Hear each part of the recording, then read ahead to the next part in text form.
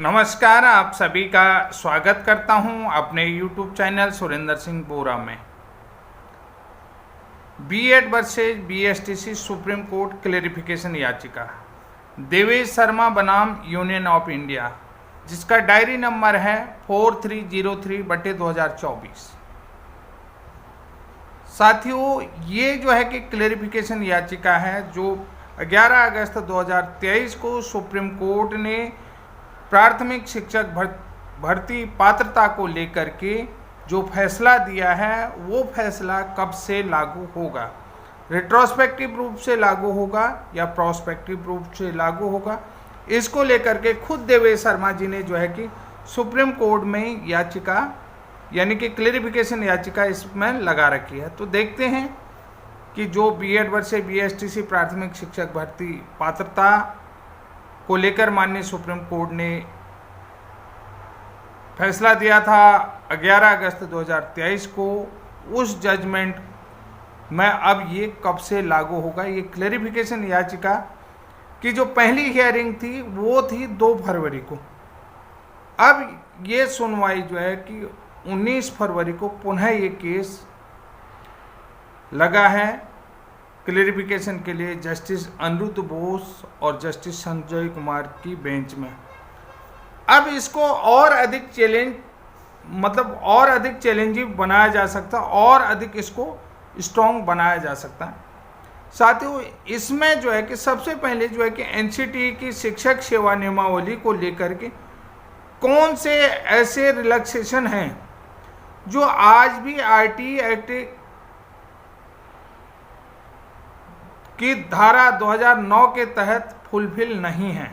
समझ रहे हैं, जो आरटी एक्ट अधिनियम 2009 बना है उसके अकॉर्डिंग आज भी फुलफिल नहीं है, और कक्षा 1 से 5 तक विद्यालयों में सेवारत शिक्षक हैं जिन्होंने अभी भी जिनका जो मिनिमम क्वालिफिकेशन क्राइटेरिया आपको बता देता हूं कि यहाँ पर इस बात को और अधिक चैलेंजिंग बनाने के लिए यहाँ पर हम कह सकते हैं कि बीएड प्राथमिक शिक्षक भर्ती के लिए एलिजिबल नहीं है या कक्षा 1 से 5 तक पढ़ाने के लिए एलिजिबल नहीं है। इस बात को सभी बीएड वाले एक्सेप्ट करते हैं। तो अब जो है कि एनसीटी की अधिसूचना 23/8/2010 के बाद बीएड कक्षा 1 से 5 तक पढ़ाने के लिए योग्य नहीं है। यहाँ पर कौन योग्य है? कक्षा 1 से 5 तक पढ़ाने के लिए केवल वही अभ्यर्थी योग्य होगा जो एनसीटी द्वारा निरूपित मार्गदर्शी यानी कि गाइडलाइंस के आधार पर योग्यता रखता है। गाइडलाइन के आधार पर योग्यता यानी कि जो द्विवर्षीय डीएलएड वाले हों वही, यानी कि 23/8/2010 के बाद। अब हम यहाँ पर देखेंगे कि जो बच्चों का फंडामेंटल राइट है आरटी एक्ट 2009 के तहत, यानी कि जो आरटी एक्ट के अधिनियम 2009 है उसके तहत जो बच्चों का मौलिक अधिकार जिसको कहा गया फंडामेंटल राइट है, तो वहाँ पर शिक्षकों को कक्षा 1 से 5 तक पढ़ाने के लिए जो एनसीटी की जो अधिसूचना है, एनसीटी के अधिसूचना के अनुसार आज भी रिलैक्सेशन लेकर के पढ़ा रहे हैं। तो ऐसे सभी राज्यों की जानकारी जुटा करके हमने इस केस के साथ उसका रेफरेंस लगाना पड़ सकता है, यानी कि इस केस के साथ रेफरेंस लगा सकते हैं कि बहुत सारे लोग कह रहे थे कि मध्य प्रदेश में जो बीएड वाले पढ़ा रहे हैं 1 से 5 तक, क्या उन पर वो रिलैक्सेशन लागू नहीं हो सकता है? क्या वो लोग जो आधी अधूरी योग्यता के साथ आज भी पढ़ा रहे हैं, उस बात को मैं बात कर रहा हूँ। अब यहाँ पर मैं उस नियमावली को भी शामिल कर रहा हूँ। जैसे बहुत सारे शिक्षक की जो क्वालिफिकेशन है आरटी एक्ट की अधिसूचना एनसीटी की अधिसूचना 2010 के अनुसार आरटी एक्ट के मानकों को फुलफिल नहीं करते हैं, जिनकी योग्यता आरटी की मानकों के अनुसार फुलफिल नहीं करते, लेकिन वो औपबंधिक नियुक्ति पा चुके हैं और जो मिनिमम क्वालिफिकेशन एनसीटी द्वारा जो गाइडलाइन दी गई, एनसीटी की गाइडलाइन दी गई मिनिमम क्वालिफिकेशन क्राइटेरिया, वो आज भी कंप्लीट नहीं है, लेकिन उनको रिलैक्सेशन दिया। जैसे जैसे वो कंप्लीट कर रहे हैं फिर भी उनको जो है कि नियुक्ति दी जा रही है। यहाँ पर मध्य प्रदेश वाले बहुत अच्छी तरीके से, बिहार वाले जिसमें कोर्ट ने फैसला दिया है जिनको बाहर करने के लिए, तो बहुत सारे वीडियो में सुन रहा था कि आप अगर सुप्रीम कोर्ट से हार जाएंगे तो निश्चित रूप से जो है कि उनको सीधे बाहर का फरमान लागू होगा। तो यहाँ पर अब देखिए, हम भी यहाँ पर बात करते हैं आरटीई के मानकों के अनुसार किन शिक्षकों को रिलैक्सेशन के आधार पर या औपबंधिक नियुक्ति के आधार पर अभी भी स्कूल में बनाया रखा है, किन की जो योग्यता बनी हुई है।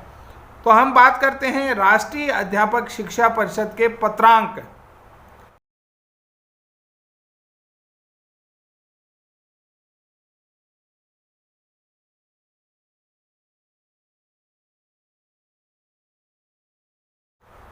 एनसीटी का पत्रांक P62-4/2011 बटे NCT/N&SA 83026 दिनांक 17 फरवरी 2014 द्वारा अध्यापक पात्रता परीक्षा प्रथम से मुक्त राजकीय प्राथमिक विद्यालयों में कार्यरत शिक्षा मित्र अथवा इंदिरा गांधी राष्ट्रीय मुक्त विश्वविद्यालय से द्विवर्षीय डीएलएड उत्तीर्ण एवं राजकीय प्राथमिक विद्यालय में कार्यरत अध्यापक पात्रता परीक्षा से मुक्त शिक्षा मित्र।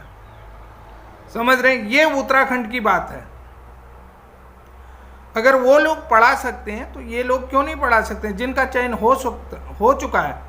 कि मैं जब भी बात सुन रहा था कि इनको रिलैक्सेशन एनसीटी दे सकती है कि मिनिमम क्वालिफिकेशन कंप्लीट करनी, आज की बात कर रहा हूँ। ये अभी भी मैं बहुत सारी चीज़ें जो है कि कल मेरी देवेश शर्मा जी से बात हो चुकी है इस तरीके के मैटर को लेकर के, सभी राज्यों के आंकड़े जुटा करके, सभी राज्यों से संपर्क करके कि अपनी क्लेरिफिकेशन याचिका को और अधिक स्ट्रॉन्ग बना सकते हैं। इस बात को बड़े ध्यान से आपको समझना पड़ेगा, बहुत अधिक स्ट्रॉन्ग बनाने की ज़रूरत है, ताकि माननीय जजेज को भी लगेगा कि अभी भी जो आरटीई एक्ट की धारा 23(1) है उसका अनुपालन नहीं हो रहा है, यानी कि आरटीई अधिनियम 2009 का अनुपालन अभी भी नहीं हो रहा है। इस बात को समझ रहे हैं। अब शिक्षा मित्रों की अर्हता के संबंध में एनसीटी द्वारा समय समय पर जारी अधिसूचना, आदेश भविष्य में शासन के प्रशासनिक विभाग के शासनादेशों द्वारा लागू किए जा सकेंगे। यानी कि जो समय समय पर परिवर्तन हो रहा है तो इनको रिलैक्सेशन किस बात का, ये भी एक सवाल होता है। यहाँ पर साफ कहता है कि अधिसूचना, आदेश भविष्य में शासन के प्रशासनिक विभाग द्वारा शासनादेशों द्वारा लागू किए जा सकेंगे। जब शासनादेश ऐसा आ गया तो वहाँ लागू क्यों नहीं होना चाहिए। तो लेकिन आज भी जो है कि कंप्लीट योग्यता के साथ ये लोग नहीं हैं, विद्यालय में जो है कि मिनिमम मानदेय के साथ पढ़ा रहे हैं। जैसे कि बहुत सारे जो है कि संविदा में कार्यरत हैं, औपबंधिक नियुक्तियां पा चुके हैं और वो जो है कि टीईटी पास नहीं। बहुत सारे ऐसे लोग हैं जिनको औपबंधिक नियुक्तियां।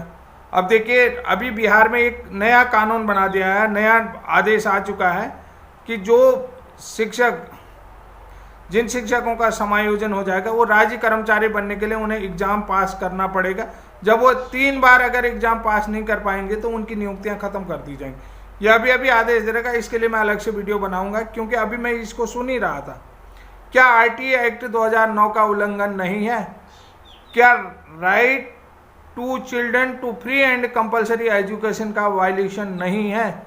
जो प्रॉपर योग्यता के साथ आज भी प्राथमिक विद्यालयों में नहीं पढ़ा, यानी कि प्राथमिक विद्यालयों में पढ़ा रहे, जिनके पास जो प्राथमिक विद्यालय में प्रॉपर योग्यता के साथ, जिनके पास प्रॉपर योग्यता नहीं है, यानी कि प्रॉपर योग्यता के साथ नहीं है, वो पढ़ा रहे हैं, तो क्या ये बच्चों के मौलिक अधिकारों का हनन नहीं है? इस बात को आपको समझना पड़ेगा। क्या ये आरटीई एक्ट का उल्लंघन नहीं है? जो आपने इनको जो है कि आरटीई यानी कि जो है कि टीईटी से मुक्त रखा है, टीईटी परीक्षा से मुक्त रखा है, यानी कि जो टीईटी पात्रता परीक्षा है उस पात्रता परीक्षा से आपने इनको मुक्त रखा है, अध्यापक पात्रता परीक्षा से मुक्त रखा है, टीईटी से मुक्त रखा है, तो ये लोग पढ़ा रहे हैं। तो ये कहीं पर आपको नहीं लगता कि ये मौलिक अधिकारों का उल्लंघन है? ये क्लेरिफिकेशन याचिका में होना चाहिए, नहीं होना चाहिए? होना चाहिए ना। क्लेरिफिकेशन याचिका में ये बात रखी जानी चाहिए। अगर आपको लगता है कि इस बात को रखा जाना चाहिए तो बहुत नीचे कमेंट बॉक्स में रखें, बहुत डिटेल से मैं आपको जितने भी जो है कि बीएड वर्ग से बीएसटीसी का क्लेरिफिकेशन याचिका है उसमें सारी डिटेल आपको मैं दे दूंगा। तो साथियों आज के लिए इतना है, तब तक के लिए जय हिंद, जय उत्तराखंड।